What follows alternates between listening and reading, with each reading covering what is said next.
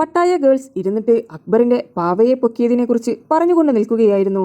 ഈ കോൺവെർസേഷനിൽ നിന്ന് മനസ്സിലായത് അനുമോൾക്ക് അതിൽ ഒരു പങ്കുമില്ല എന്നാണ്. ആദിലയാണ് ഇതിന്റെ സൂത്രധാരി. അക്ബറിന്റെ പാവകളെല്ലാം പൊക്കിയത് ആദിലയാണ്. മറ്റുള്ള ഹൗസ്മേറ്റ്സിനോട് പൊക്കിയ സാധനങ്ങളെല്ലാം അവിടെ തിരിച്ചു വെച്ചിട്ടുണ്ട് എന്നാണ് ആദില പറഞ്ഞത്. എന്നാൽ ആദില അങ്ങനെ ചെയ്തിട്ടില്ല.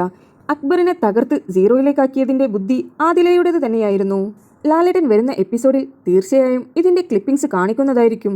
എന്തൊക്കെ അഭിനയമായിരുന്നോ ആദില കാഴ്ചവെച്ചിരുന്നത്. അനുമോൾ പോലും ഞെട്ടിപ്പോയി. അക്ബറിന്റെ പക്കലുള്ള മറ്റു പാവകൾ ആര്യന് കൊടുത്തിട്ടില്ലായിരുന്നുവെങ്കിൽ അനുമോളായിരുന്നു ഇന്നത്തെ ടാസ്കിൽ വിജയിക്കുക.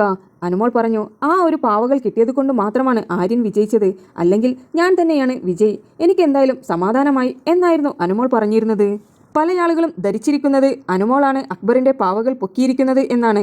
എന്നാൽ അനുമോൾ എല്ലാവരോടും പറഞ്ഞു, ഇവിടെ ഇത്രയും ക്യാമറകളില്ലേ, എന്തായാലും സത്യം തെളിയുമെന്ന് കോൺഫിഡന്റോട് കൂടി സംസാരിക്കുകയായിരുന്നു. അനുമോൾ ആദിലയോട് ചോദിച്ചു, ഇത് വല്ല പ്രശ്നവുമാകുമോ എന്ന്. അപ്പോൾ ആദില പറഞ്ഞു, മുമ്പുള്ള സീസണലുകളെല്ലാം ഇതുപോലെ ചെയ്തിട്ടുണ്ട്, അതുകൊണ്ട് പ്രശ്നമൊന്നുമില്ല എന്നായിരുന്നു ആദിലയുടെ മറുപടി.